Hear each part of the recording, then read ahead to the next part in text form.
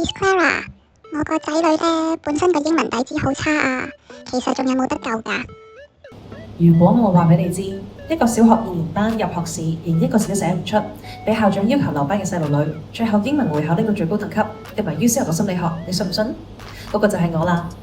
6歲嘅時候同屋企人搬咗去法國，1年之後雖然講到一口流利嘅法文，但係同時已經將廣東話同埋英文忘記得一乾二淨。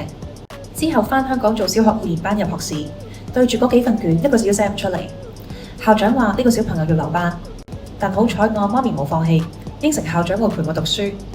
就係咁樣，小學隨後嗰5年，晚晚俾媽咪督促溫習，由最初次默書捧蛋，統測唔合格，讀升咗去另一間傳統女校讀中學，之後仲喺會考英文科拎到最高特級添。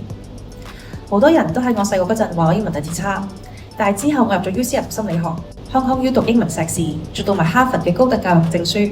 如果我當年底子咁差都追趕到進度，咁你嘅仔女都一定可以。你上下我嘅堂啊，等我可以幫下你嘅仔女。我哋堂上見。